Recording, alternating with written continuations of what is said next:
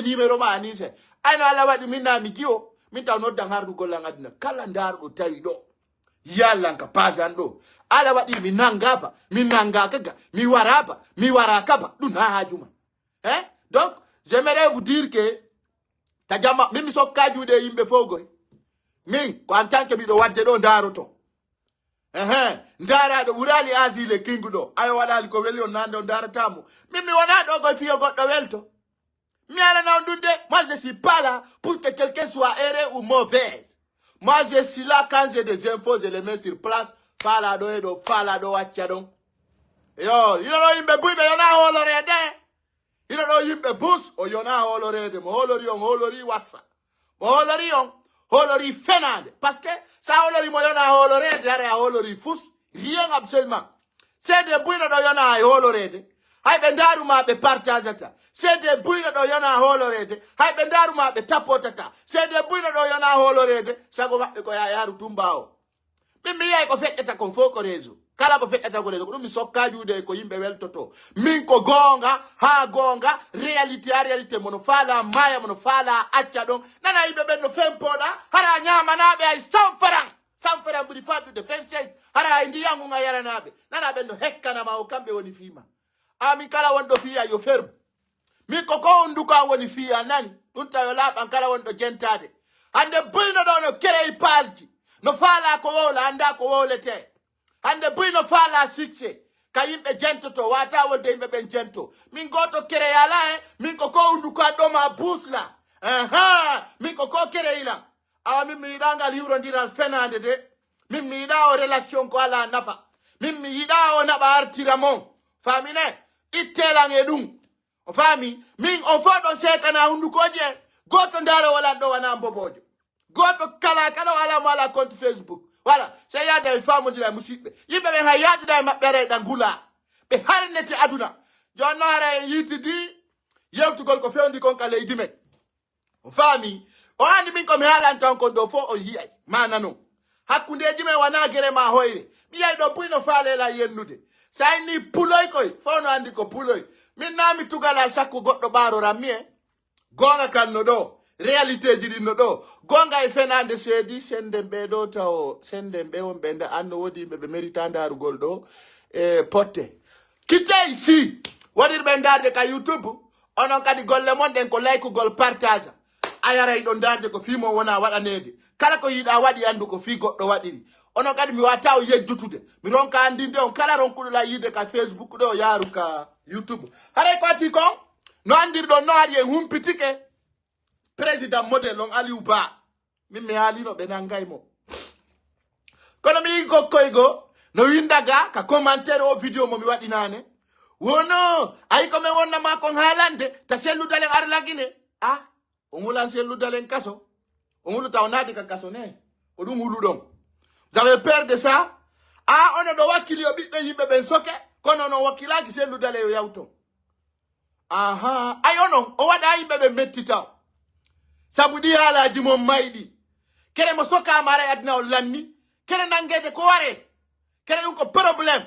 nangede soke en tant que do huli kaso lamota tant que do huli nangede o lamota hono huldo vous avez peur de quoi da fala njuri amemata nyaki anka hombo da fala nyal piano kata janye toi tu es qui lagine do kala pullo lamoto do yai prison.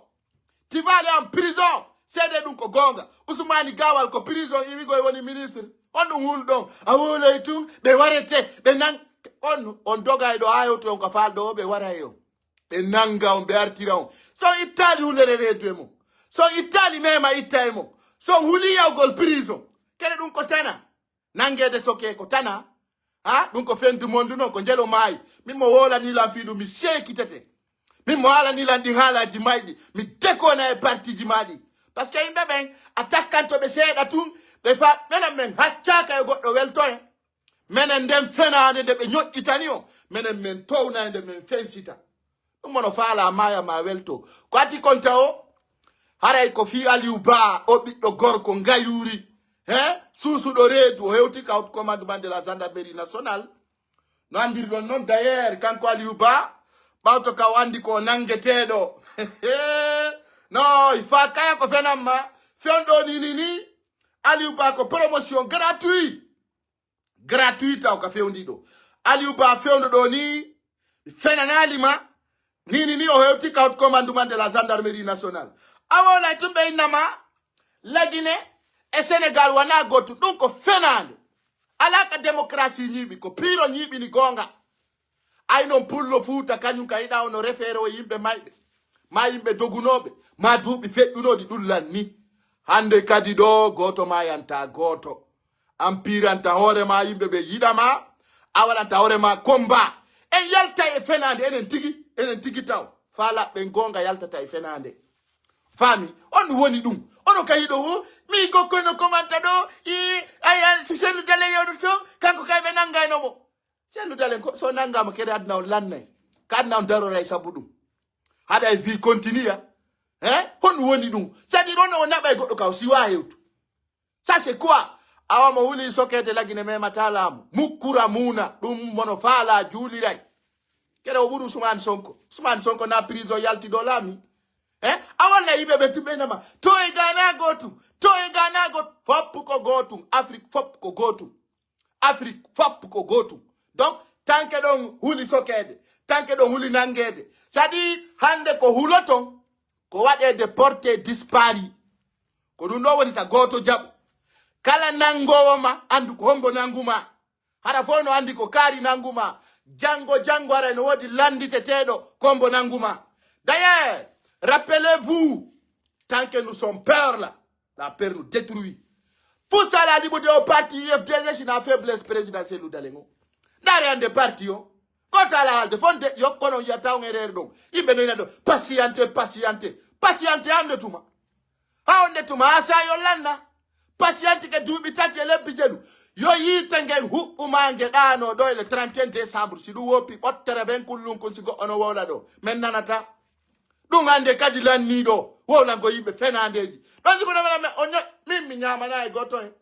Mi ulali dumbu ya wanada bola mi ulata. Mi wolna fap gonga. Mono fala maya mano achado. Nani 31 décembre si feti 6 janvier feti yara konu fal do ngalugo. Ko mene ngati fo e jungo alla. Kele mama di dumbu ya kana e jungo alla achi. Woni mama diba, woni bala samuraba, woni amba, woni mimba enfoko e jungo alla chudengo. Haika église ko e jungo alla be achi. Haika église ko e jungo alla be achi. Na fi be ka julirde. Awa yalta e o muma suka men fenande. Do goto na imamu jogo do ko politique ni. Politique mo kela bata na intérêt mungo. Yalta ko gonga mawdo ronki. Cellou Dalein wata pirude. Dum fomi do jabi. Cellou Dalein wata sokede. Dum fomi do jabi. Tono moronki ko yo photo. Enembe suka be do. Wombe ndari ndirde. Komba ono wali yeso men. Ime dartodon tauton gonga kan. Mo wopini dum on tigi yey. Ko fiandi ko ngarde la Guinée dada mi dada. Bonni bonna so finte. Donc la Guinée nous sommes plus basés dans l'histoire. Nous sommes plus basés dans la théorie. Maintenant nous sommes dans la pratique. Dans la pratique. Kala mo pratique ata on tigi seko. Kakon.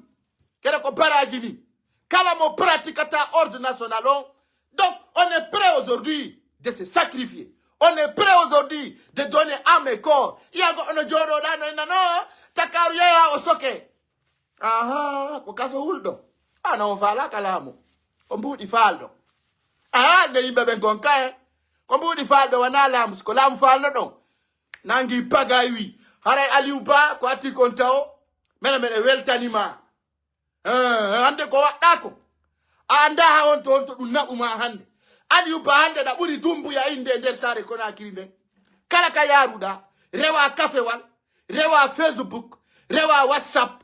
Kala ka yawda hande inde manu carton ayay ka woni 24 décembre pottere ben kullunko. Aliouba hande kala ka natu wana groupe WhatsApp. Kala ka natu da ko Aliouba, kala ka natu da ko Aliouba ko woni opposant. Opposant mo memminta pankare ko fenande. Opposant mo watta piro ko fenande. O fami, opposant mo watta kai mama ko fenande. Opposant jo buttinaydo fami ko gere piro. Kala inudo mado mene fala butu, mene fala dum, mene fala onu fala butu.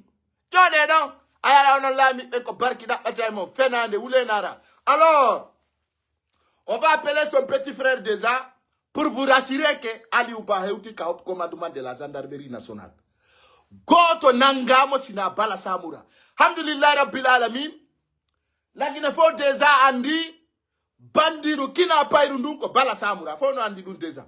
Kina pa be vop rewa Habibu Marwan. Fami rewa Habibu Marwan. Rewa Fonin Kemenge. Rewa Biloba be fop ko bala samura kina pibe. D'ailleurs, fo andi gonga kang. No wodi himbe ko keku je andi keku.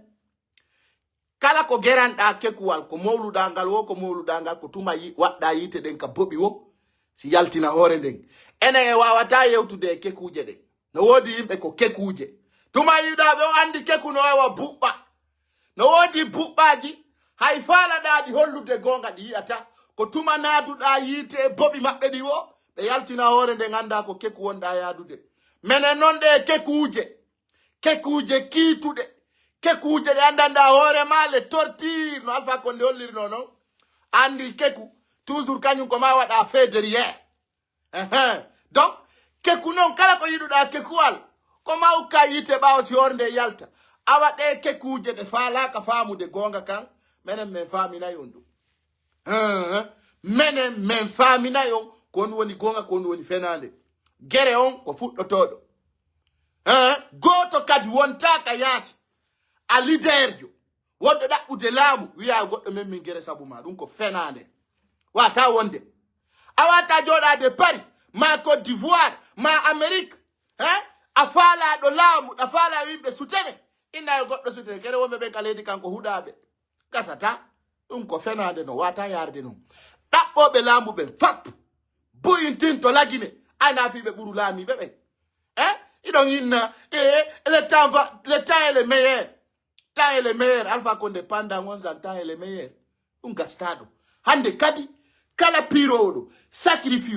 Maya na igonga, maya na réalité, maya na compétence. Kono maya nta gike fenane. Donc c'est terminé. À partir de maintenant, les vrais soldats seront affichés comme des bâtisseurs du pays. Toutes les personnes qui désolent, c'est-à-dire, qui prennent l'union. Parce que dans l'année, on dit, mais alani, on l'année, on dit, ma gaina. Mi firtali kadi ko mi hali konde. Minion, transition, on l'année le 31 décembre. Ma opposition, on l'année le 31 décembre. Je l'avais dit avant aujourd'hui, et je le confirme aujourd'hui encore. Tant que non do yeddu de komoni kon wolde. Oyana hore mom.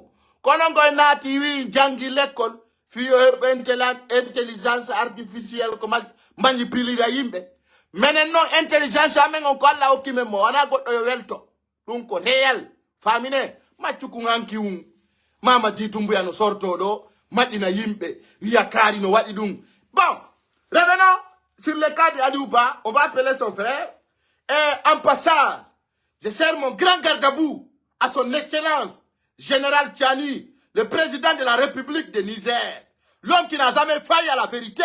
Il a rappelé que la Guinée a un force spécial français. Donc, à mon chapeau, mon général, depuis Niger, tu as mon soutien, général Tchani. Je vais faire passer son dernier discours qu'il a dit, qu'il a tenu. Comme la semaine prochaine viendra aussi, Ibrahima Traoré va confirmer. En passage, je salue tous les généraux de Mali Bamako qui sont là déjà, qui sont prêts à collaborer avec les Guinéens pour que la Guinée soit libérée de la France. Parce que la France continue de coloniser la Guinée depuis des années. Ani me ala no da obelamu. Me nibe ganyo potintake. No ade aka salo ngumpito ko ni konka sambor. Ganyo. Abanna mu haka salo humpe ko woni feddu de ka sambor. Sinafiki benno gayo be walo be maya. Ami nafi yon welto. Nafi yon welto ipottere ben ko weltini nafigi. Skoroji hudadi kekuje. Ay keku kotuma ida ko keku osi femme. Donc, rappelez-vous, on va appeler notre correspondant à côté de Conakry. Vite fait là, on va confirmer. Voilà comment est la situation de notre frère d'ailleurs Ali Ouba, et qui vient d'arriver à Conakry. Voilà, très bien, vite fait. ande ta ko no wonira vite fait tapotez partagez s'il vous plaît ande ko no be fewndori ton Aliou Ba be geray allo oui jondo ida en direct ko no fewndor don onon Aliou Ba fewndo don président modelo ko commandement nane ya sen transfer maintenant bon avocat sen kadi gote ma e ok jonno gonno woni motif o andi déjà ko jagguma be wongo ko bari avocat jongo tito ya nan ko no bon awa mi fodi on si be wi be jogoto mo e hubba yite sarde du yo sa c'est clair donc yaaju mo taw hulu kadi fu son bonna na pas peur préparez-vous ou kayite désordre meden bawo mon kala ko memmina meden do taw hulu na pas peur aha nini ko mayde de malamu gum ko do woni der to merci couragez-vous toute forme tenez-nous des informations claires. Il n'y a pas de problème. Merci beaucoup. Vive Aliou Ba. Bon, donc c'est nos éléments qui sont à côté d'Aliou Ba actuellement. Non dire non, ay be huli paingangal. Non, fiodo di dumbu ya no huli Aliou Ba haimo diuna. Haimo mapi. Famine, lu wana hala. Ikado en hetta ilamu gumma jodo den aine. Do woni der to non no be holliri non goto jogindaki jibinande kaydilendi d'ailleurs min ko mi conseil no Aliou Ba ko Allah wadi o jabi taw jabu yimbe be potto takko makko taw yahu kanko tun yo jama fo jondir juude wadana mo ko yete kon gardi takko makko c'est-à-dire des jeunes bien entraînés parce que un weltane den taw Allah ko tawata be kina palimo parce que décidino kina pukol mo beron ku fere wadum be wada no mo porter disparu Dogugol ko dangereux. N'ayez pas peur. Il faut que vous osez de dénoncer la vérité dans notre pays. Ça, c'est un. Deuxièmement, koyo jama on andungol kulo redungol huluden. C'est nguli ande dadata ko dum babirabe men doguno tan se kuture. Babirabe men ko mayde hulno dogi. Be huli wowlu gol. Be nyokya wobe mabbe fenana daina. Itana ko du wadi mi rappela yon wanayon hulu sabuna hande o yibe fulbe doguno be yay Sierra Leone o yiko ko fait de ton cas paraît que Libéria et d'autres pays limitrophes dans notre pays donc yo jama o retenu mi wonna on fe ndoni la Guinée si be fijiri buri dun do fe ay la Guinée ko woni ko prépara hey anna c'est-à-dire dumbu ya si fijiri o wara Guinée ha o mapo goy ha o ani dai hore makko fi on war simi wala ni on dum Fiado dino wadi no keli go kona pira de bat de tati butali. So akitali Aliou Ba oya iko kani.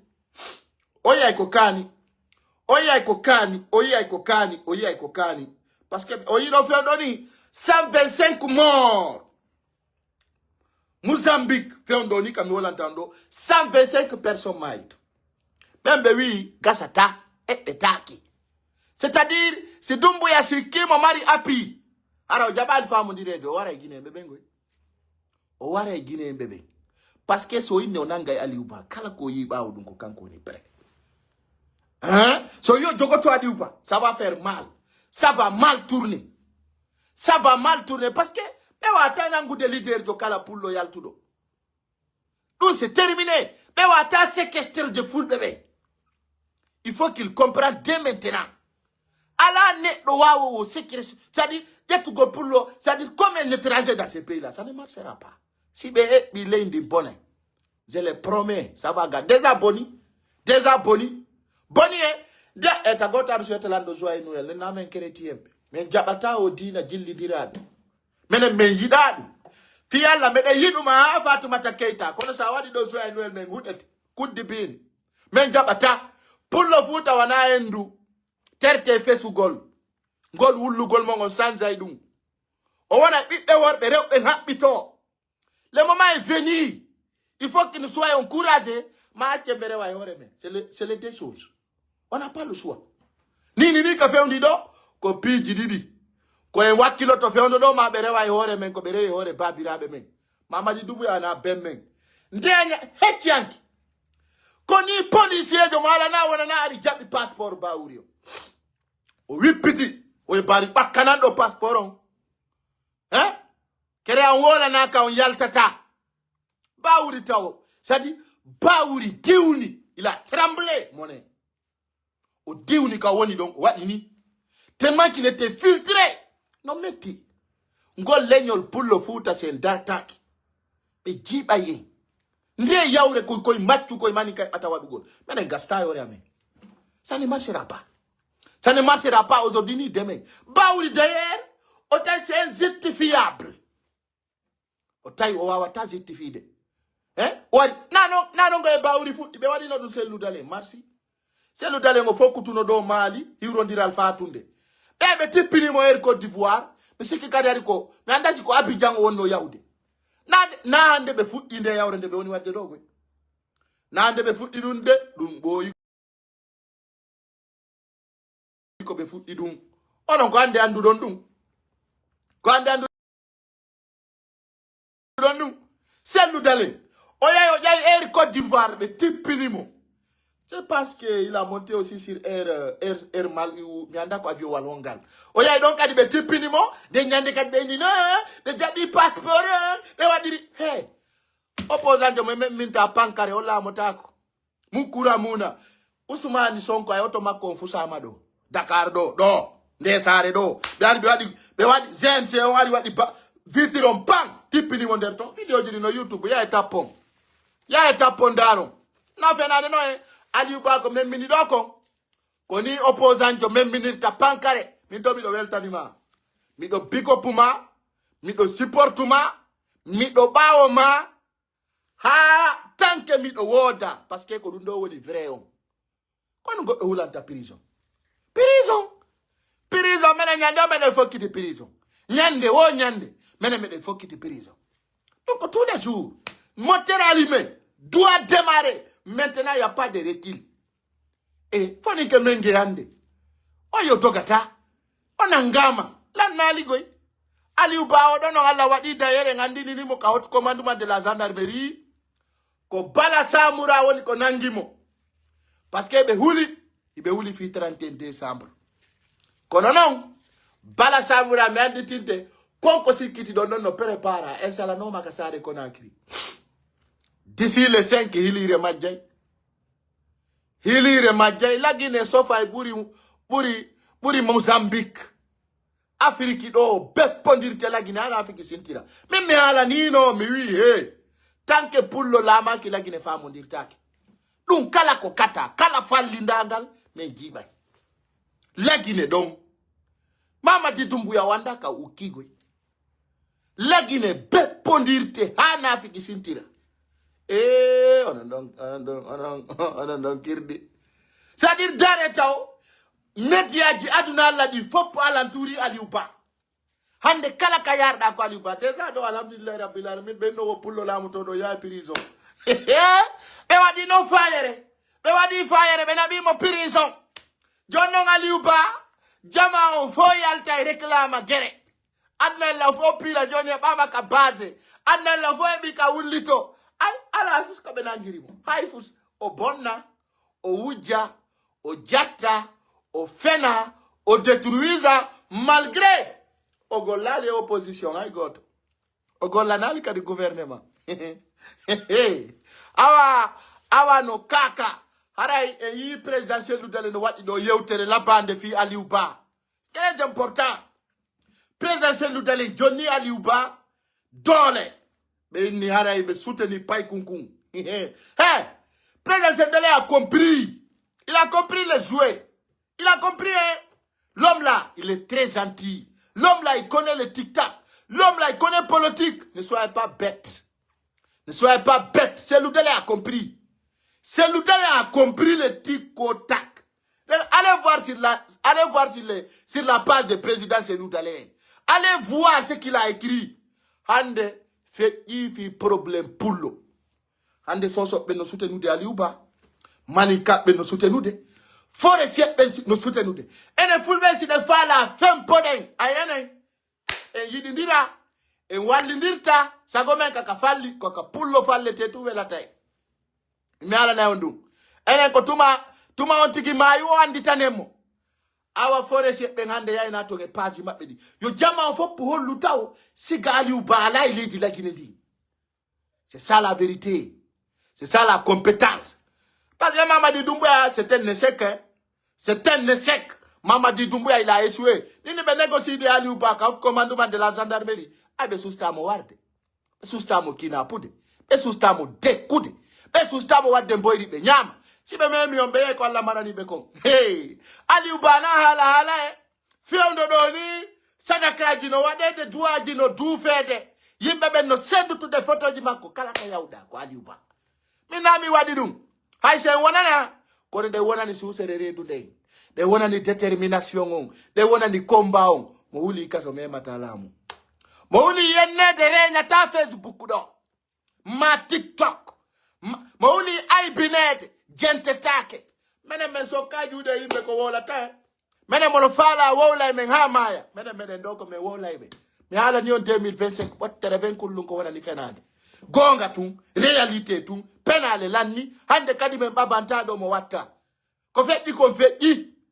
fetti mo sikki dum folli toto do ko fenade lanni hande kadi ko gere piro sofondiro memmingol tajale ko dum tu woni ko fokkiti hande kadi buttu lanni buttu c'est terminé fala do memmi buttu ndara haka mabe bebine buttu c'est fini la paix c'est terminé o yali ka CNRD yahi wo hare meden tori buttu on demande la paix don wujji jodi paix don feni paix don wadindirde jama'on paix don ukkindirde yimbe be paix on feti ça ne marchera pas paix la ni ender dum hare jama'on fo alata o kamen nodata jama'on taw sinaka préfecture labe on fami mene buttu alado lanni hande kadi mo tawta me wo tawto yayme ça c'est clair mo tawta li wo tawto yay mo wonana li wo wonano yay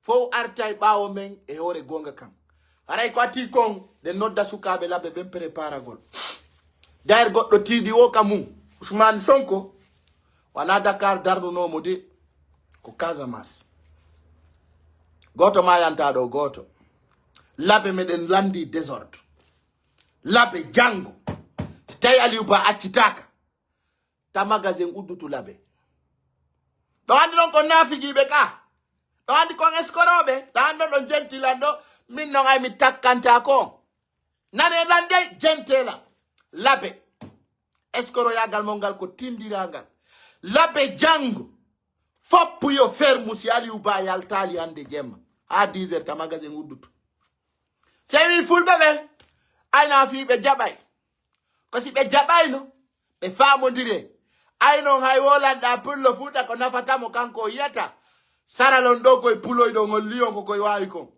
senginni jango ta Allah cela sonjugol so ina direct not lam de talta on insiste enfin Conakry so wi ta be fermata na fi so wi kay be fermutu donc enfin Conakry so yi tuma o marché gi din sumay parce que Bédiabata fermé.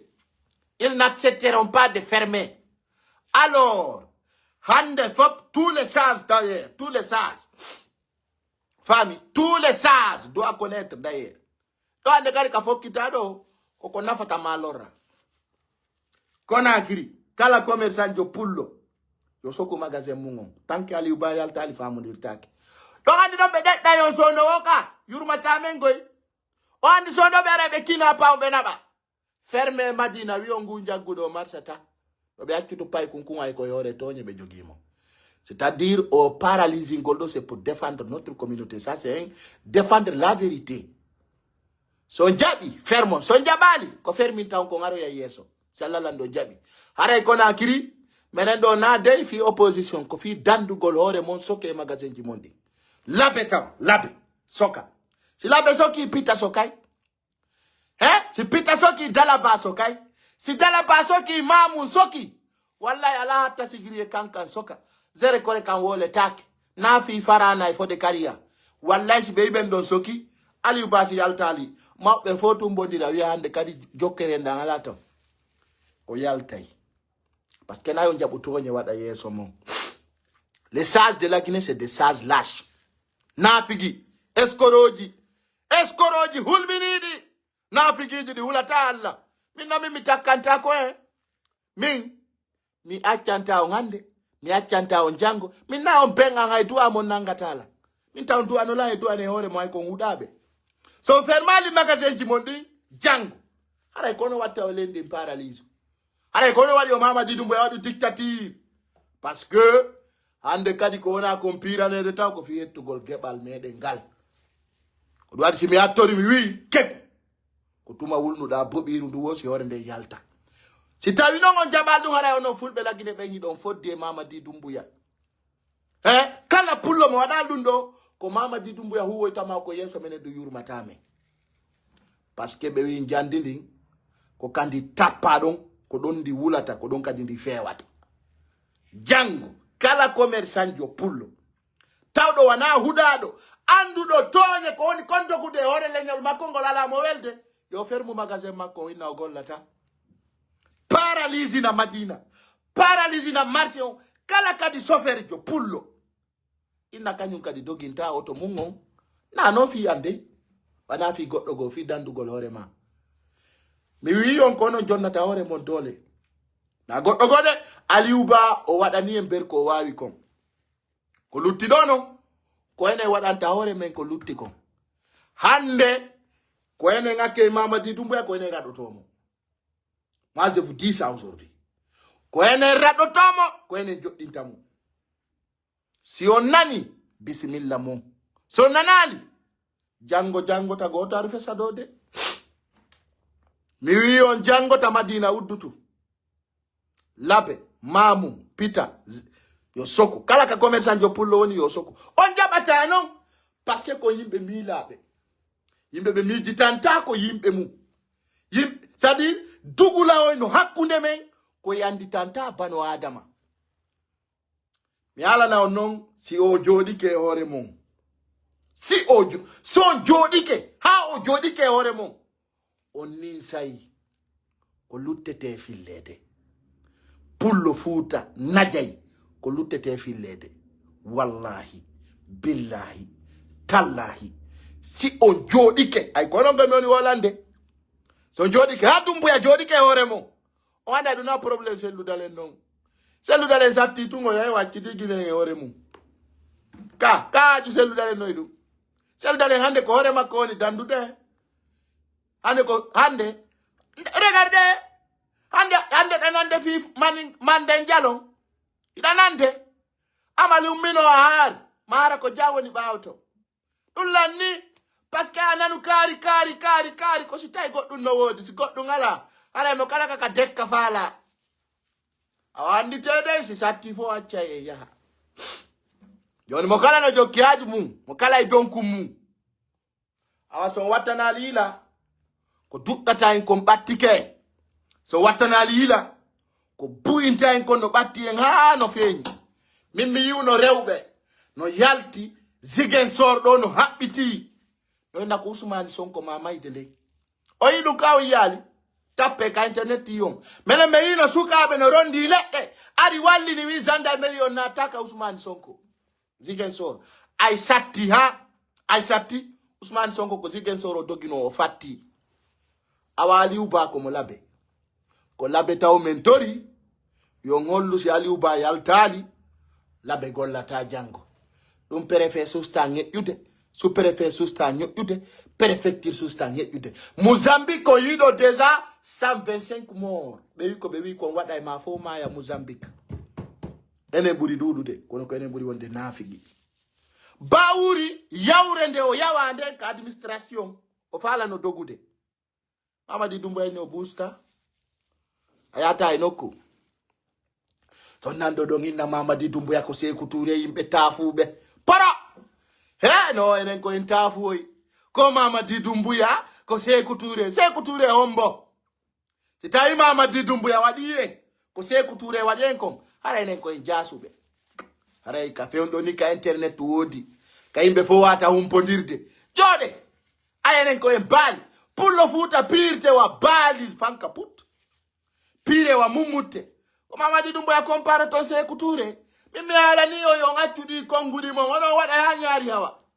wallahi kono watta hanyari hawa goy no ide yurmi no pretend di merde ko Mamadi Doumbouya no wa Sékou Touré angal fusugol popde wonbe bawo makko be no wallahi non don kirdi ko Mamadi Doumbouya no wa Sékou Touré Sékou Touré ombo Sékou Touré ombo Sékou Touré ondo anda sikkude ko 1994 wanda ma 84 andutu ko 2024 wanda nan sa jettiri Mamadi Doumbouya Sékou Touré ara ya hudama no non don hakka epi don huda epi don yurmi tanon tami felo wonbe wiide nelaado doguno aybe mumbe ha onon do yurmi billahi ko dum andirta wona pere o wona pere fe o wona pere hakkude Allah wona pere kayawda e leydi tawda ko babbi buri du de ore no dille do hebata fus karda e leydi o nani be ndawo Mamadi Doumbouya no wa Sékou Touré kono Sékou Touré wawno innu kan fulbe wonbe do be ni no wano be fulbe tawano be laamu Sékou Touré don no nani dum ino nani kon tawi no Mamadi Doumbouya no wa Sékou Touré de taw wolu so wol dum hara on falji hara wadi fayere burde yurmude yewtereji mondi parce que ko yimbe majjube on anda histoire leydi ndi on anda superficie leydi on anda ay babirabe mo on anda ay fi babirabe mo dum ino yurmi tagado si tawi taw o anda ko woni wowlude o anda ko fewndi o tagdinaki ko aroyta on duwaka wadde yewtere na mere mi do weltani Allah gine en no jentimi ay wana fo jentete na fo wolata fo jento sinna Mamadi Doumbouya no wa Sékou Touré dum ko fenande Mamadi Doumbouya meeda wade wa Sékou Touré ko be woni wadde woni yimbe wobe wa jama wono be wa Sékou Touré sina dum pullo wi ma mo tufi ma yitere tufu moy bobbi odo no fewndi de ngarde ko e gollawol non wonde ngarde ni ko e gollawol don fewndi de hikka ka fewndi don na ko fewndi no kon tan Alpha Condé de menen men fini men fami men waddidiray menen men ukkayite menen men nattay men artira menen kam men woni buttata menen buttata de mo sikki buttinay do ma dum teddine do yore fenande wule nara sina de harabe hirsa ma be jettilam be wattini hara mi do wuri ko dun non tun dandata sina dum hara en sofi dam 2025 do mi huway ko luttete fillede ane 2025 bila korojo ko fenam ma Afrique winday fi me sikki nafiki ya gallumbine ma mo sikkini do kanyum mi do andi pay ko sare no demo ko sabujo an lanni fenande lanni wule jeexna wule fenande lanni a barabang wule gayni gasi few hande kadi wata wonde e wawa taronkude jabande Doumbouya fenande makonde jabande opposant jo fenande gasta info en aldi info ti en jabanta Mamadi Doumbouya beppale makode hono jabirante opposant jo fenande bewi tagado na ya bamban fenande ko luttilo ko gonga ka wonta hakkunde me mono fala welto ma mono si tawi en jabanali Doumbouya refondation en jabanali mo constitution en jabanali mo avant projet en wi en beppondira e makko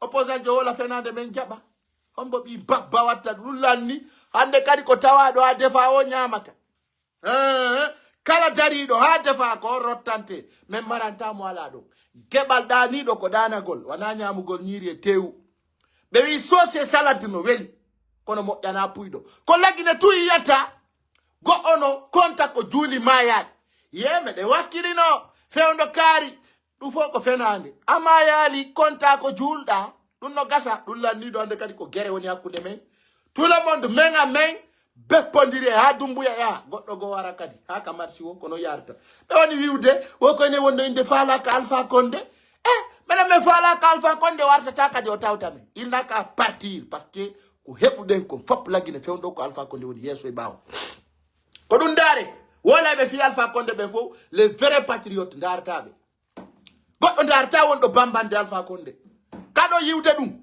ndare tous les blogueurs guinéens wobbe hekkude fi Alpha Condé si tawi 2600 personnes daraybe tapoter et partager si tayno wodi wolo ndoyde makko dun lanni mena gina men fini intérêt politicien men petina du woni ko laamu ngu men fala pouvoir on laamu ngum ma mayde ndey ɗum woni nder to ma yoɓɓe maya laamu toɓɓe laamu si ɗum woppi en foppu men ɓe soƴa e ganantodire 2025 y a pas de pagaille. Y a pas de pagaille. Ça y est, ben no accutude hajuji mundi. Mena ben darta dum. Yo be do Alpha Condé. Il n'a qu'à mourir. Mena chome ala Alpha Condé. Dun si tawi ko do fewnda. Men jabata. Few. Kala woldo dum haray ko gere fala. Ke men négocial dun no négocier Alpha Condé fi lamu dun no wowle. Anga bindira yawdo lakare warto aduna wajo. Dun no gasa. Gasa ta. Haray hande kadi sama kala lanni. Wayne on si ko fetti ko 2021, fetti 2023, fetti 2024. Dum fetti 2025 do. On si ko da yimbe ben finali. Jama o wi o si como fini. Haray haju kala bante boni. Haray haju kala bante boni. Dum lanni hande kadi. O minane do ko nenna teddi mawbe fulbe. Minna min teddinta be ko golle mabbe den teddinta be.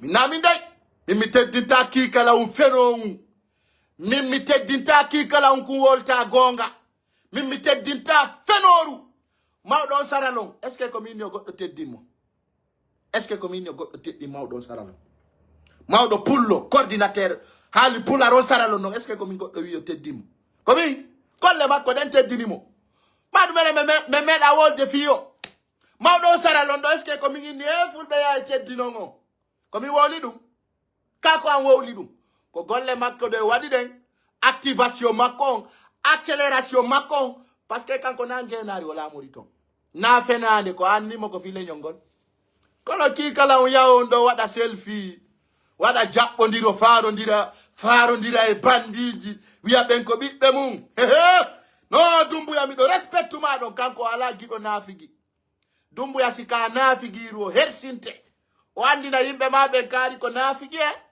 min goɗɗo no waɗa piiji welaji la hara miɗo respecti ɓenno ma e bareru ma ndu sino wawi hekkude respectu par ce que ndu maƴƴina e kawte ɗen yaaɗo farodira e Dumbuya wiya yimɓe ɓen teddine men ƴette remorku rondo ɗon yimɓe fenoɓe koɗo wata teddinde fenande ɗum lanni kadna o fewni ɗo jamanu amen ɗum gasta jamanu amen ko teddungal respect clair ko ɗum teddinte men teddinta faale goɗɗo goy menen ɗo mawɗo ko si tawiɗa faala sa wolta gonga a seekay hay wolɗa yimɓe jettotako ma parce que ɓe jetta ko kaari fenoru yaw ka commentaire ndara si ɓe wowli fenoɓe manipulateur vous m'avez déci ko ɗum tu yiyata ɗum taw dagaɗo sa suɓike gonga wowlu gonga hande se enen ɗo foyɗen mottodiri ɗe wolde fi Aliou Ba ko parce que o ɓura en baba o ɓura en nene kono Aliou Ba no ɓuri en cuucal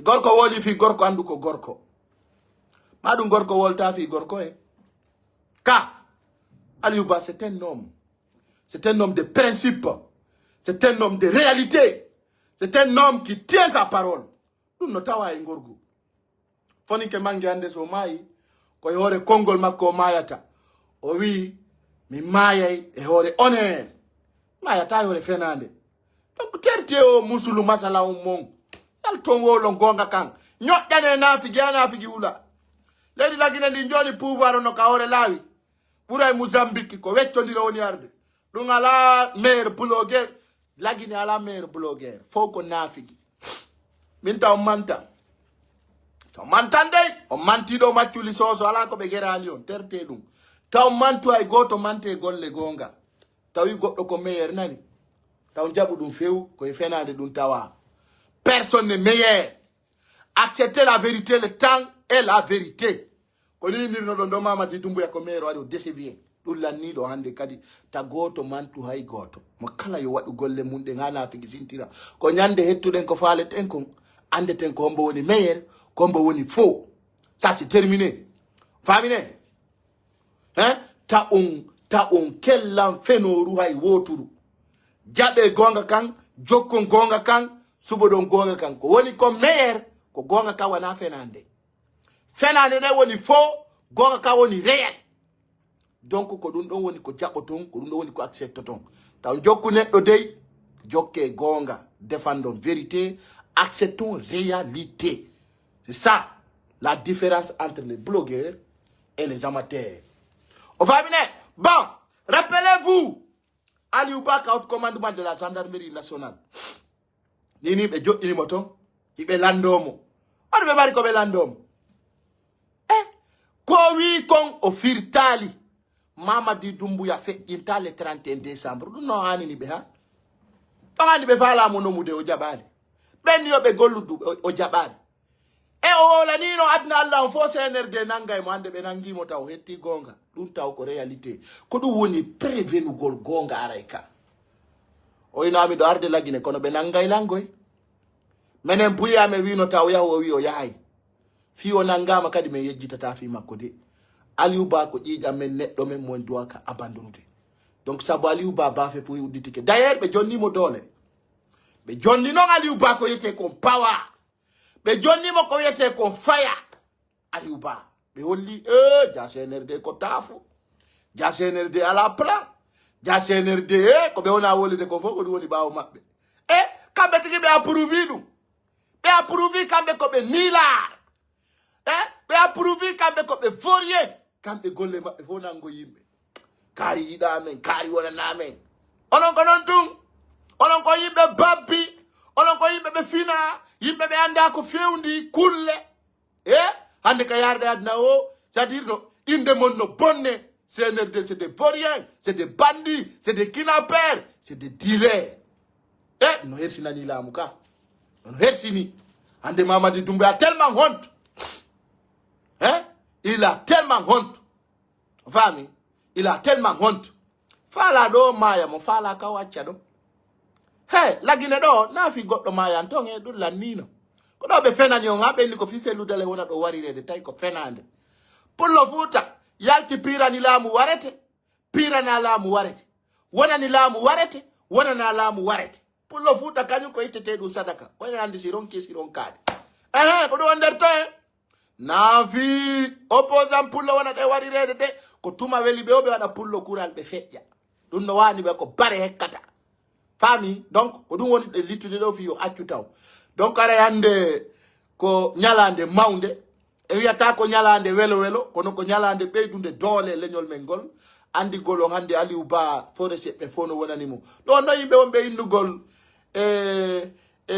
ko yo Aliou Ba nange ware ko yo piye dum no fo yide nande Fami, ko dum andoton no yurmi na selludale monano no ko golle ñol pullo Fuuta min mi sikkuno fo wonay no gaño pullo sina Mamadi Doumbouya parce que mi do andi nafigiji fulbe no baaw makko nafigiji no wodi fulbe ne tellement que ko be woni nafigi ko ay be tinti hore mabbe be yiyay kamiduwar tuma non nafigiru dari andi kaño tigi ko nafi no hersini tawa ko anni ko tu n'es pas fier de toi jidiraje bandije meɗerje iwno Amérique do ari no waɗa cagayagal entre le bureau de ministère mais récupérer dossier ji maɓɓe ɗin e vidéo ji ko ɓe filma kon mais nattani ɓe mais ni dare bandiyagal mo jidiraje bandije jidiraje kakaraje ɗe jaɓal joɗagol e dewgal ɗeyi ɗum tum ɗe jogi ɗe hooti min non hooti fenande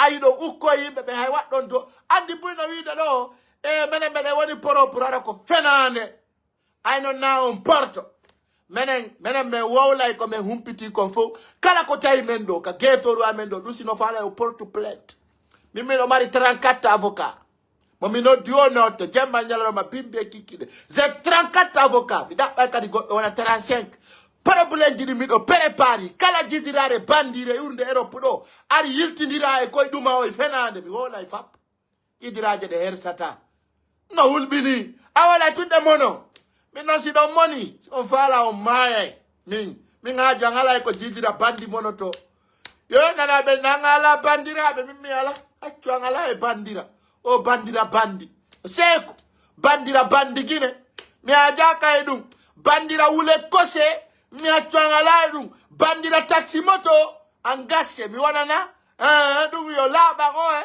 bandira bandi guine an gasse mi wonana min sali ya wolay tun anna debbo jibinma menen ko kulle jibini men menen ko kulle anani so tawi ko fi yo mettu e mettodiray wola golɗo yimɓe anna debbo jibinma ko kulle jibini men menen na yimɓe ay meɗen nandi e kulle mako jinna ono kay do o waday ko boni ha gayno he no ya Allah dande hebudugol problème e jidirare bandire no jidira bandi wana bagas men kitata mena me wolna yimbe ben ko mettata be o ya tawa don caga yaga la gayno men humpito me ronka wolde men wowlay fop kedo sikono meden do fiyo goddo welto 2025 men sekayo de jidiraje bandije wadade affaire Balthazar do sikone on dossier buttay no anda fus gite den kono wajiri o me ukirite mo tous les jours o yay hore mo kala bandijo me ngara me wola mena me wol tay de goddo kono men point tay altigi ya tawa ko dossier ma on non c'est propre tawa c'est bien collé comme écran géant très bien kolonko. C'est-à-dire, tu vas voir ton dossier devant toi, tu vois ça comme écran de géant. Alors, il a dit, on a tabi oli de mal, si lui, ton A, ma B, ma C, alors, Andi. Alors, tu as compris. Alors, tu as tout compris. Je dirais, de bandi, de kakara.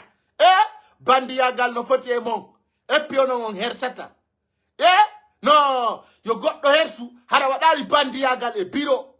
Ara e biro ministre yuppa don vestment kon régulon don signino don si konko yimbe benday no don si konko yimbe benday no don piji mon no kali jidiraje bandije buino kawotoje kona kirido be sikole me nganda o taytu don di iPhone ji mo yimbe be ala golle vous pensez qu'on connaît pas? On connaît tout. Mais 2025 on va recruter les gens qui vont partir à Radisson.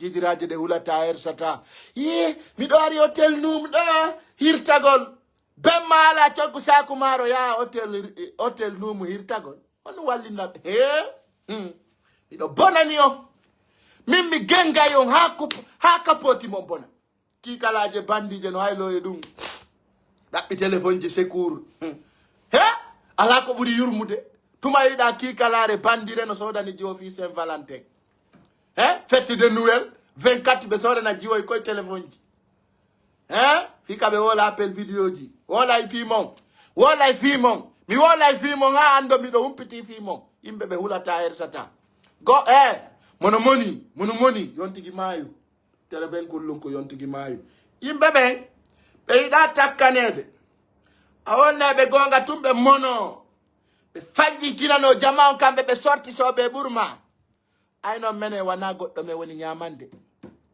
na goddo me jogitani ikay gengidama ikay ittay perikidin e wala juri lapidi e nde sare tere ben kulunku kala ya kundara no andita ya loza do hotel o kole ya wola fenande engaynali nde sare kona kriem bonna refondation o tere ben kulunku jidiraje buna ya no tira do photo jara no pompina ha kono maïda on en forme pompina hana jamindia nous faut pour me réguler on va recadrer vos dossiers je vous le promets je vous les assure vous allez comprendre rien n'est commencé d'abord c'est l'année 2025 qui sera le plus doux allez comment te coller la goutte de miel on va faire sortir ça temps pour les vacances et hôtel vacances mo 2 jours away da barkina ya ta tongarda e sakurumbudi o forongine gafta min kala noddude lando fi négociation mi seki ndira affaire jimadi ça c'est terminé dans notre pays il faut que tout le monde soit recadré dans la vérité dans la sincérité awa la bina jama on seda be on be compare de do dumbuya se couture son fillitike dum men ukayite mo do sikkude dumbuya no way wadde ko wadi se couture ko jode don croiser bras ha dumbuya wada on ko se couture wadi on ko no waray do yurmi e piaray kon kulle e piaray enen en jasi e leñol men dumbuya wada ko se couture wadali no ko fenande gasta dum gasata o yitelen ka seyente be fuddike be bondirde ka wobbe wi waray dansa kuruma hay gere men binaki taw la ilaha illallah muhammadur rasulullah sallallahu alaihi wasallam payle no jodi o seyente payle criminel je be fuddike nugol wo dansa e penale de wonda gindirde do menen andi jama on no sikki do ino do hunde wotere hey goto yaltata wirta goddo nani so yi ka seyente to yeddo ndirama ko paske be famondira be famo dirade sana ni kasente wonbe tombe yo kona ko wole de gafo ko fenande nani menen do men ga kono ko fenande tum me woni yiwde mbudi ala ka yede kay diji no signe nyande wo fi projet ji no wole fu me yali ko penale tu dansa kurumano fala nyokkude hundu tawolu o yimi wo lay de wo lay net mi wo lay 3 minutes ango ko du wadi mi wi on doit infiltrer la jeunesse au niveau de la CNT. Au niveau de la CNT, on doit les infiltrer. Aredo, on a toujours à fouiller dit qu'on watche. Maintenant, on a du feundi. Maintenant, feundi doni ko fi ali ou pas. Du feundi to. Na mono mana. Maintenant, kala fala do me wolu fi makko. On tige uta ko na kiri. Même mina gere. Wada piro. Bepodire, même mina kawaseji. Maintenant ko dum ngandi. Menen opposant jomo pirata wonde wolde fi buttu hulowo kaso menen mengala tandu ni sene sonno sofi sama kala pagay wingi men jetta tangi pagay wo mungi lannata e ronkani on dum ni men ni on 2025 mengala na fusina gonga jama ronki onon so ronkani menen me ronki hande kadi ko kala we mino fitina darto dumbu ya wiya wulenara ko don wona menen ko kala ardo ko dum men jokki hande kan sama kala lanni day ngi sama kala wimo halu gol ko lato ta koy inno gol vivu carrier jokke dum restez dans ça ne veniez pas dans vos têtes mais lanni dum de on foso fasamo jokke yen nindiro on ko dum duwani fimo on toujours vous êtes en retard toujours ko dum gayno to yen nindiro to be ndio be sofi ko gorebe mon tuwa nyo weccinde do gorebe mon tuwa nyo beppinde do gorebe mon nyo wadde do gaz lacrymogène ko gorebe mon tuwa nyo beppinde do ha jamondia ko gorebe mon tuwa ni ettude do piko puji ara nder quartier ji buynaw do jodi do don wiya do ni kari ni lutte dum e se kayo ngara meden dara do nyando me ngara me yurmina force spéciale pay ko moins de 25 ans moins de 30 ans tout woni don gorebe mon tum ko be woni arde nata e quartier ji nati ndiraw nga dum on nanta don wowla dum ko gorebe mon tum woni terrorisme de préfecture ji mo e sous préfecture ji mo idon jodi do ngara do e Facebook e yendirgol e yimbe ala faire foutre jole do ngay onon ko mumutte onon ko yimbe jonnotebe ordre no yurmi goddo duwa finude anda ko fewndi ko gaynde wo ko dogugol yakila ndeste ande awata kontu de fulbe natirbe Nicaragua konto tako no aywa kulle dudi hawa aywa buttukan goddo anda c'est-à-dire ande galle de natuda nyor ko ata fulbe sappo no losina joni be jettere mbi be losina to yimbe hara gorebe mabbe no buyina nenirabe mabbe kona kiriga no kentabe kadi piola be viola do woni wadde gorebe me woni wadde dum force spéciale Spartakis wala 40 baba bari il n'a pas 40 so jetti miselama il n'est pas 40 commandant Ali, il n'a pas 40 ans. Njelo mondo kilo marbe 50 ans, 30 ans, 40 ans. Awola itu, be jabata men jetu de karme. Jokedu. Jokedu, ça ka pale Mohamed 5. Ça il paye ko moins de 30 ans, moins de 28 ans, moins de 29 ans ko bentu jogi ton pinkaji. Paye ko maninka oi. Hala ka siko indari mata wa respecta. Hala atentini parce que ko kura lo ndio. Yara tube jo inana mabe fejja gorebe men tuwoni wadde dum goddo wonna on tunga don do e commentaire oy tie vandi tie defandi anatirini ayaltirini jokke dum ono yaado ono yeya ono ngay nene mon do nyande go ngara taw nene mon no yeya taw pem mon no yeya ay non ko bi yeyete be bi commerçant bikko yeyi bikko ne ira ko bitiki para non do yurmi bikko ne ira ko bonbon nene mo nge bemmo fo ko dawgol madina andi medata dawde biro bi e commerçant bikkoy ko yanda ko fala bikkoy neira ko poti e sardi jokke dum ko yalla sendo e o commerçant ko nafa fus bikkoy bino do ko neira ko bonbon bikkoy sika ko e yimbe bikkoy ko firna o commerçant fo be doufu de tout parce que vous nous emmerdez, on en a marre de vous son nafa vous koy bikkoy commerçant merde tout ala ko lorri me muri o commerçant gibi aya yo be fermata wi ayo be uddutu be udditata kala ko wala da be satti ore buri keku ala ko ɓuri hannude pullo futa ɓe golla wuri o commerçant allah yoɓe seeko allah yoɓe seeko d'ailleurs min mbiɗo weltani bala samura ko seeki on kon ka comprimé goɗɗo yelanta ko goɗɗo perdi kono perdi waɗi ɗon perdi ko ɗum waɗi so ɓe arna ɗo ɓe wullito pulunku yiiɗa o e payku sare men perdi ɗo 5 millions de dollars mina piɗum no yurmi on no on hettay min ko mi andi ko fo 2025 mi wensitana e jama on min ɗon en gaynani min si jama on no huli on min ni noon poɗɗe marɓe ɓen taw sikkuɗon ɗo ko ɗon hattuɗen en gaynani min ay tummin mi ñamana on mi duwa ka on hay fuy mi wola inde goɗɗo en kala tawɗo min ko dande doloke mi taƴi mi liɓi faalaɗo o welto faalaɗo o mono min weltiɗon moni ɗon no fotana mi ayna fiɗon contribuer ni mi goɗɗum si ɗon faala si maayi hay taw tawe wattingol kono gongaji an ɗi wolde gongaji an ɗi ndi gongaji an ɗi metta on goy hiɗi metta on ha hiɗi metta on kono ɗi soƴay on ɗi soƴay on vrai vrai jaleɗo wo respecte ta communauté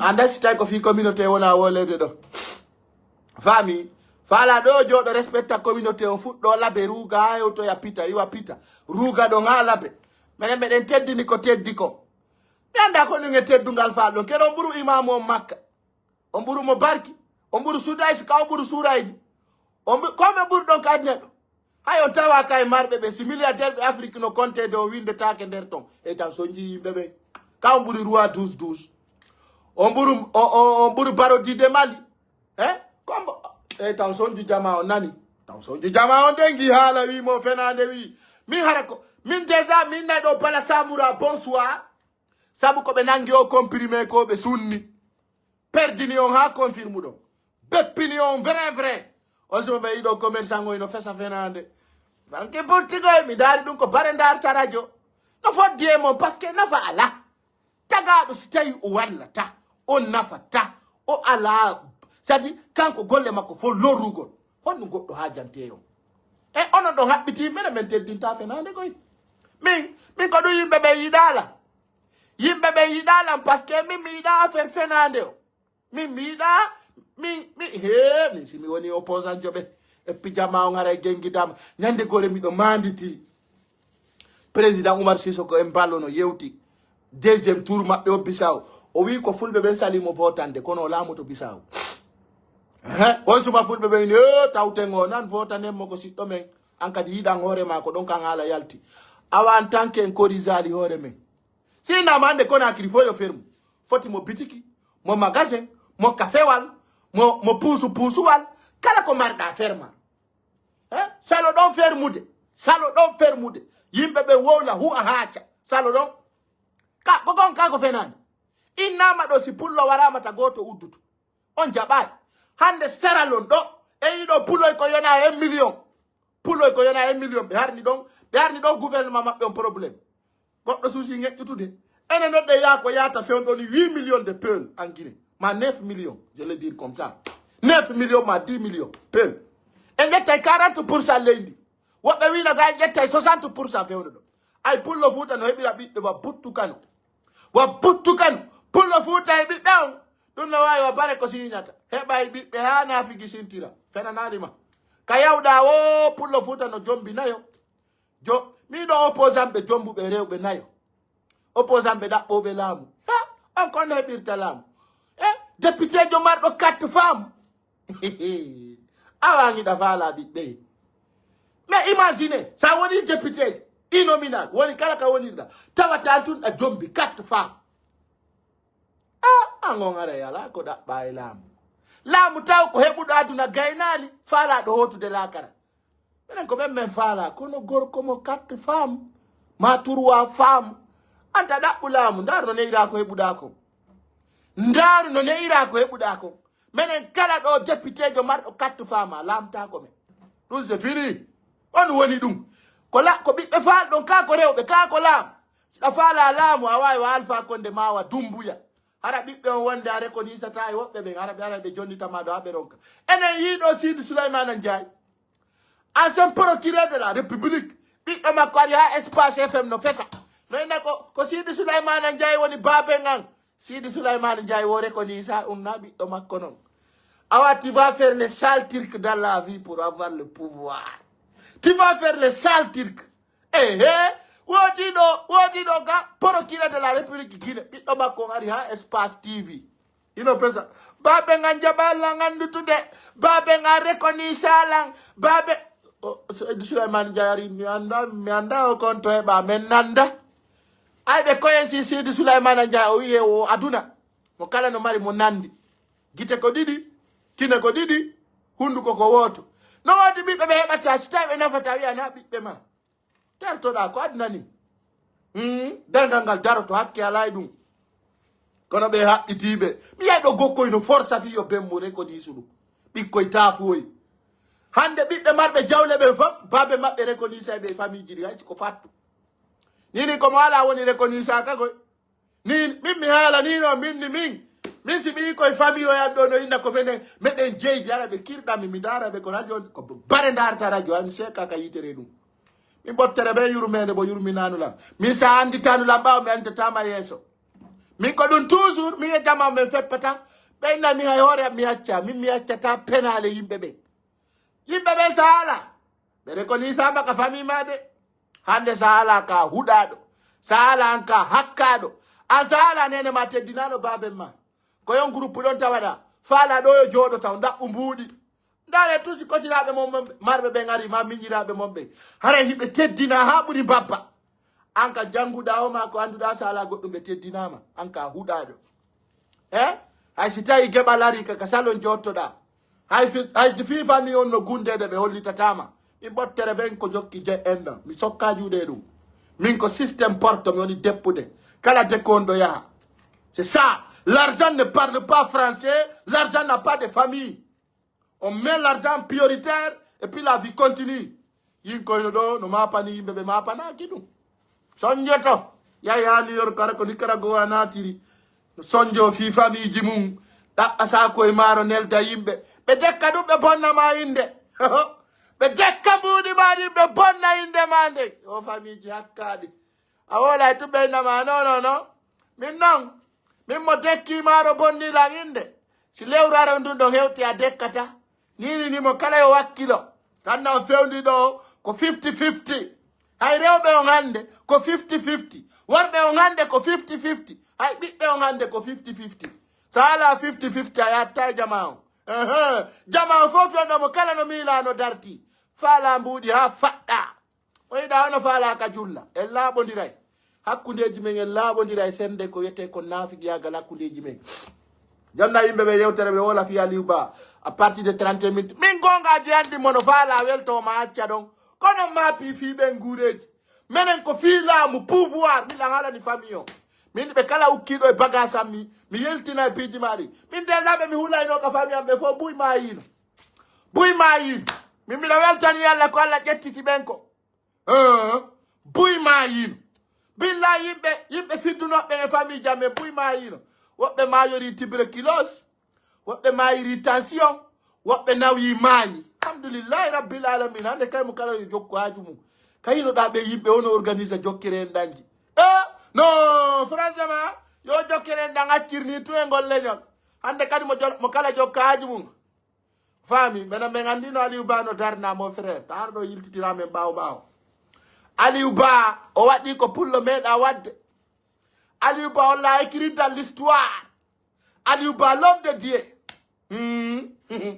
oh ala wontanara les deux accompagnements de président sont libérés ɓe holli yomen andin tingo woray Bala Samoura ordonne le transfert d'Aliou Ba à la Villa 13 ok wo fiyoɓe yawɓe landagol wo pick-up blancs sont déjà en place à la rentrée de haut commandement de la gendarmerie. Les deux accompagnements du président sont libérés. Le président Aliou Ba reste détenu. Assalamu alaikum wa rahmatullahi wa ta'ala wa barakatuh. Waray ko andin tingo lon taw. Yomen andin tingo fi ko Aliou Ba fewndi ton taw. Parce que les mambe amen benno infiltra ha heyti ka haut commandement. Bala Samoura hay fuytuɗa mi wolay. Bala Samoura enen ɗiɗo en geray Bala Samoura famali bala samura men gerete bala samura fatti janga tawa en boddi kabiroma un serpent noir bien fait, je te le promets. Tu vas trouver un serpent noir ko ben data kon dans di mamba mais naba en boddi ayi je te promets hein? Si Dieu outil non minuma après demain là tu vas voir un serpent noir dans ton bureau. Prends note. C'est que tu comprends pour l'armée. Oui, mbodi fintori. Noir, cobra noir. Ndiaray, di wata ma fundi holle te tun diari ndia. Konela. Autine. Faut noter, je te promets. Menen men ukayi tema. Menen. Bala samura mi sa figiri la mi gerete. La ilaha illallah Muhammad Rasulullah sallallahu alaihi wasallam. Bala samura mi sa figiri la otoma on daro na yorde. Tere ben kullunku. Da wuti non daru ko fekere andi ko yata labe mi ala neno ka. Sa deteni ali uba. Si fin tori wonta sabu ma ko bi bila korojo. Ayaye obita. Sa fala ha umara. Mene ata ko mene burma fetude. Onon ko pinka o lordo. Mene non. Mene mengala pinka kono ko menela ta ko yaay ha yotto. Wi assalamu alaikum.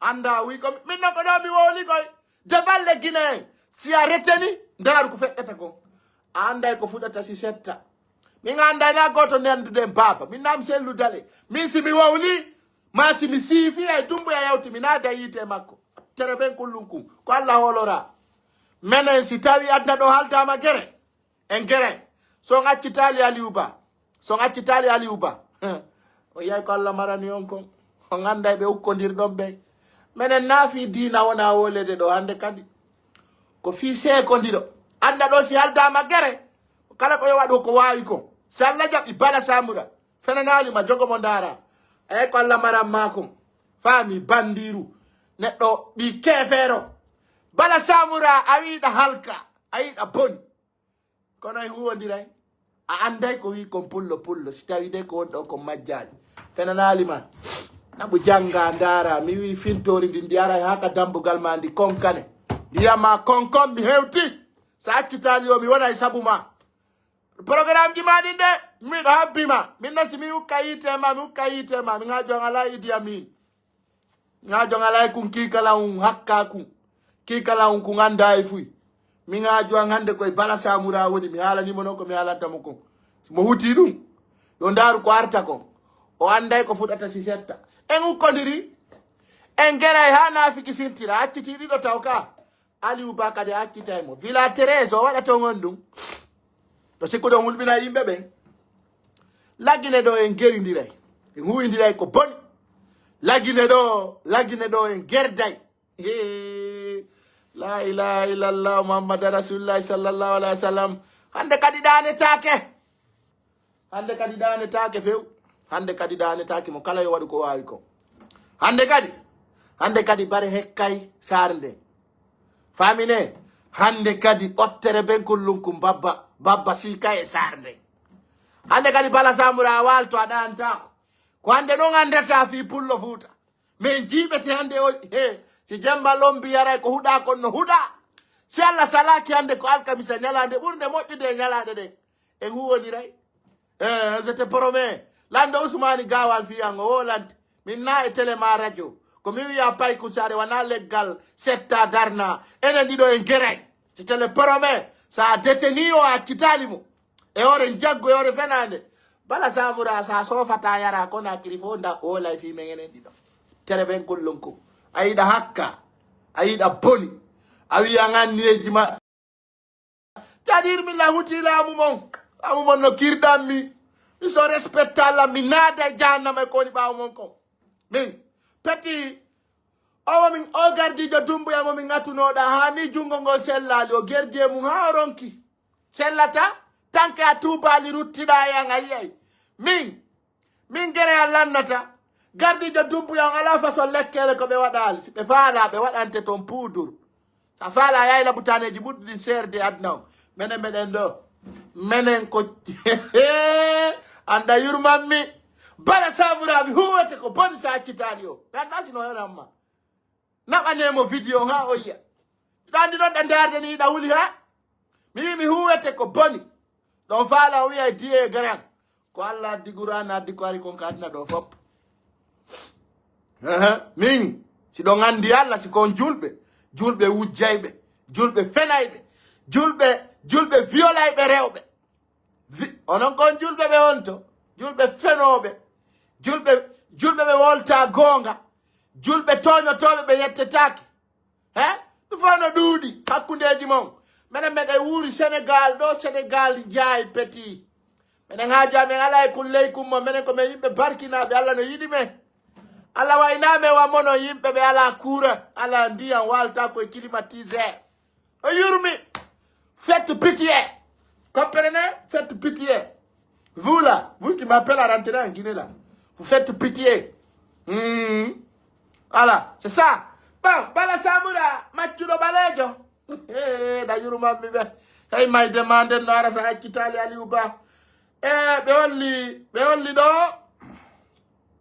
yomi holluto on bala samura o ordoni transfert Aliou Ba on ka villa 13 o fiyo ɓe ɓurtumo landade o ara ɓe addi ɗon pick up je blanche ɓe darni en place ka haute commandement de la gendarmerie bala samura o ordoni ɗum ɗon naɓugol toon landi to Aliou Ba ko piiji hoha o yimɓe ɗiɗo wonɓe ɓen ɓawo Aliou Ba ɓen ɗo libérama o Aliou Ba reste détenu gasi bala samura ɓura komi wolanma kom ɓottere ɓen kullum kon sa accitali o a yiyay ko kaani ɓe huwete ko boni bala samura mayin tum isa yimmi en gerda e yiyay sa accuɓe huɗaɓe so yi koye maccu koye maninka no huwa en ɗo ko boni min on nandaya min mi sokka juuɗe mi bonnay min mo ukkikelam mi seekita e mo rewa blogueur rewa artiste rewa labɓe min fo mi seekay mi jokka haaju am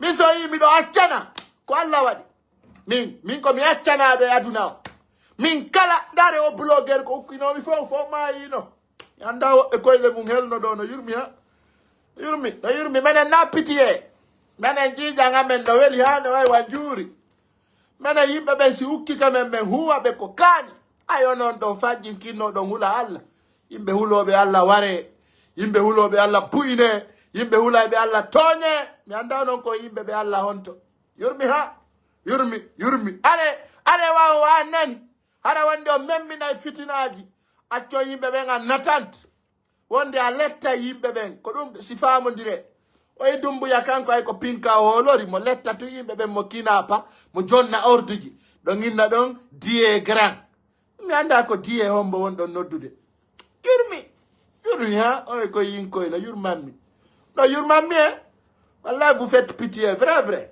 donc bala samura si Allah salak angen huwodiray si ɓe accitali mo men huwodiray fenanalima si ɓe accitali Aliou Ba min e bala samura men naɓay ko kaani o andata noon o andata min miɗo fe mo andi noon goye fiya mo andi min kon pay kum feetu kum min o donso mon ko adduɗo min ɗum fo mi halkay min mi duufayon autoroverso min tere ɓen kullum kum min mi duufayon ale mi duufa o retour onon foppu e simbon mon foppu mi watta yon kaskin makuli mi hukka yite mon par ce que o faama hay fu so ganda rien yimɓe majjuɓe mi simi yi maccano jiña haray ɗum no kirɗammi min aray ɗum no kirɗammi minen min feera e leggal min wona nder toon min heɗo taw ko aduna wolata no wela min ha wonde e sa'i jigo minen mo hukki keɓe min huwamo ko kaani yimɓe hakkaɓe ɗon sikkude ɗon boni sikkude ɗon halka min ha jon ala e manifestation min mi manifestante ta ko ay goto personne min ko kala waɗɗo manifestation mi kellani mi manifestotako mi watta gere adna on ka luttiɗo ko piiji ɗiɗi piyatanmi ko nangue ndiyam min goto piyatalam min si mi manifestotako Sénégal ɗo ta goto haalna fi ɗum sokka juuɗe min kala manifestotoɗo tigi hewto e Conakry créa toon mouvement mum on waɗa toon gere memmina fitinaji toon minen ko toon min faala gere wona Sénégal wona Paris wona London wona New York ko Conakry min faala gere on Conakry ko toon min faala gere na yimɓe ɓen sonju men ɗo fi gereji ɗi laattako non No, onu woni dum. Ida odo men mina yimbe gere o fenande o. Manen goto lorratame. Mi yata manifestation goto. Bon, vraiment, force à toi grand frère. Président Aliou Ba libéré. Abba mi nodda. Accital mo fu sen koloje bala samura. Dum ko vite fait. Ti accital Aliou Ba ngu way ko boni. O yay fintori ka biro makko dum kan yay pos. Yo. Ko do woni der ton. Aba nodde. Anden kono be fewndori si be accitibe si be accitali be. Allo. Kono woni be accitimo ka be accitali.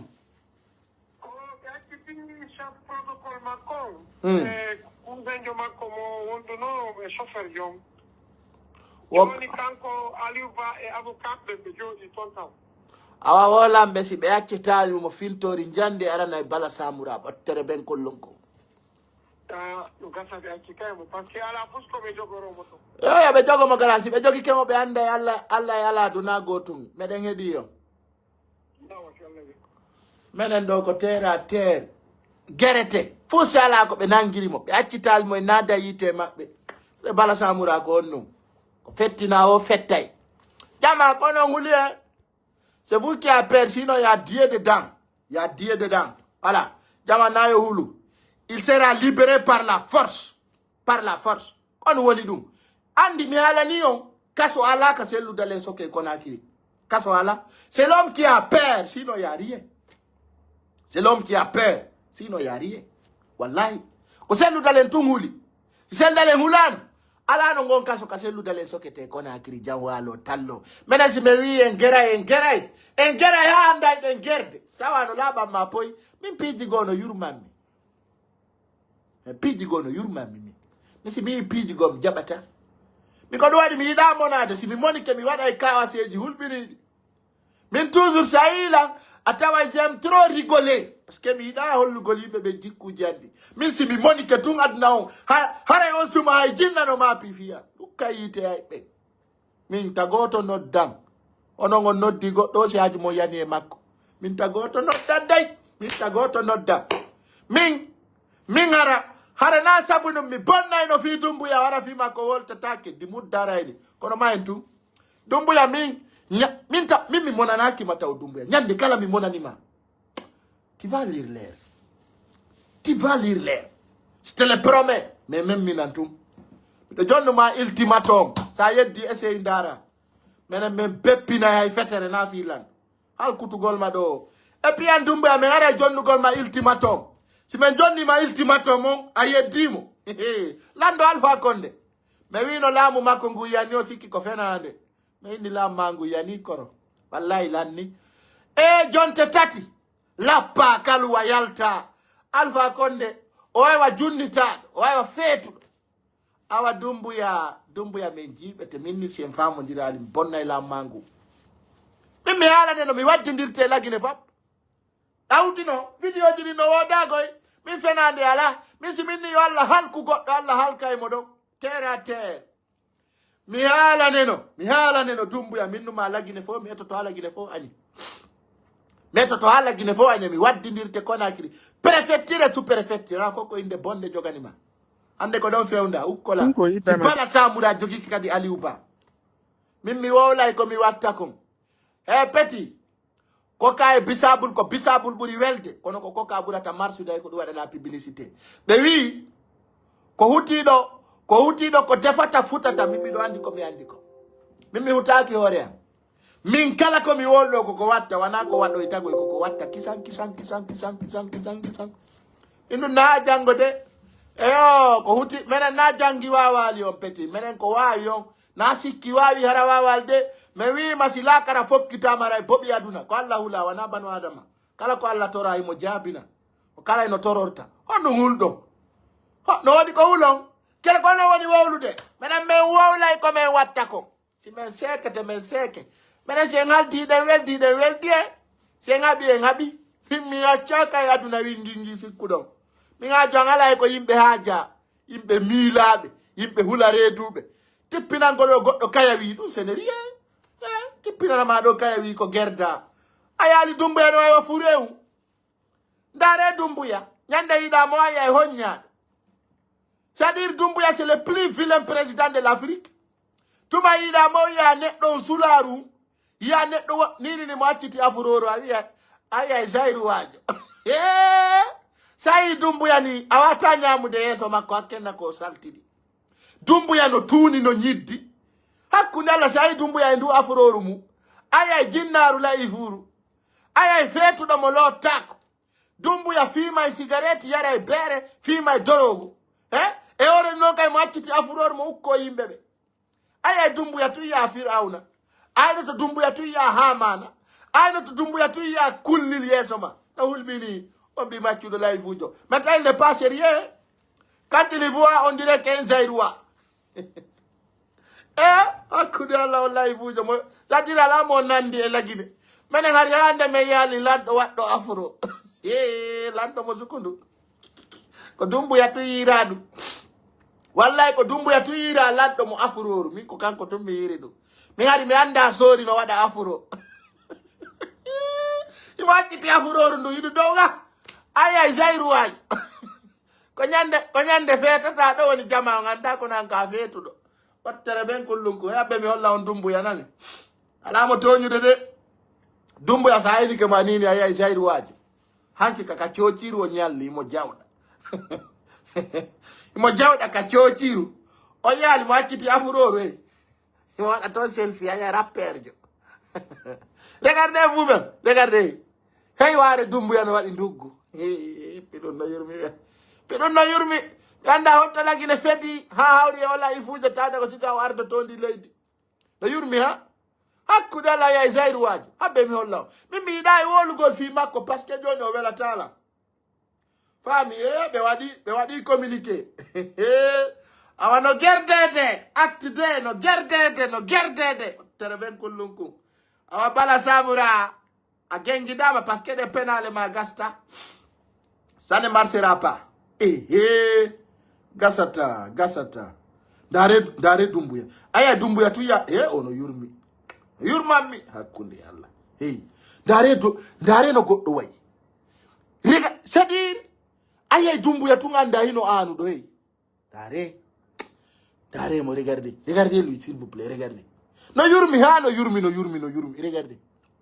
regardez il fait pitié tellement regardez lui ay wada don donde mi ko to mi lando mo afuro mi ari hande mi lando no wada afuro depuis mi taga no désordre no yo pale mi hande mi lando mo afuro no hulbini ha bon hare la ngandi jama no falam jonnu be yewtere 30 minutes do kala non nayo arde wadugol désordre ide voilà bon on donne parole les gens qui veulent intervenir, les gens qui seront prêts à intervenir, parce que mi ala ni on kaso ala ka selu dalen soke la Guinée, selu dalen tunguli ko dum porte oui, c'est l'homme qui a peur, sinon il y a rien. Aliouba il sera libéré. Goddo be ala suwa on duwadi ata mo jogade mo fenande no marcha ne marchera pas. Donc la Guinée on ara effectine ara waden kay mama hana fiki sintira voilà Doumbouya ndaro tako et puis ça imo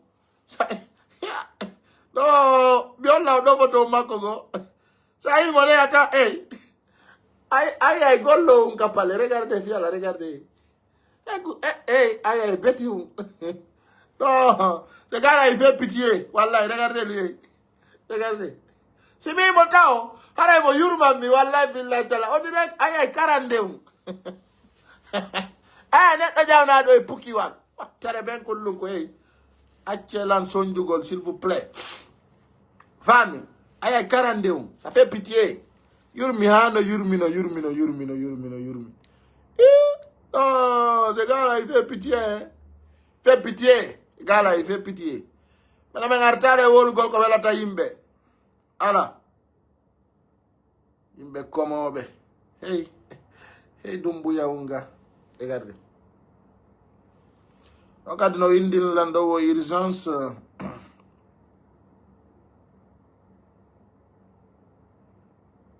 waray urgence Aliouba en ce moment en train d'être Audit par le OPZ en présence avec son avocat MPP. Ok. Wara nini belanda di Aliou Ba kanko kadi. Awa dengedi. Merci pour les infos. Donc ara Aliou Ba kanyun kayno landi tede. Landi tomotong ka YouTube ga kadi be dudi aja jama ono watani la piji mending. Do weltana. Bon, voilà hein. Regardez, on va essayer d'écouter certains messages que l'on a reçus là. Allah. Watang. On bedo fala wolde do. Be andi fi ko Aliou Ba nanga. Jabe no dino do plusieurs fois. Allô? Allô? On jarama. Eyo tanala ton. Tana ala on nani Aliou Ba ke pama do frontière pama la ko ari mo yawde saralong. Kono woni ko humpiti don. Ko be fala do ko be fala ko be yiyay woni andi wo. Si tawi ko wiyete duma ko onno wiyete do si tawi lanto no perdude lawol o yaay o nanga bofojo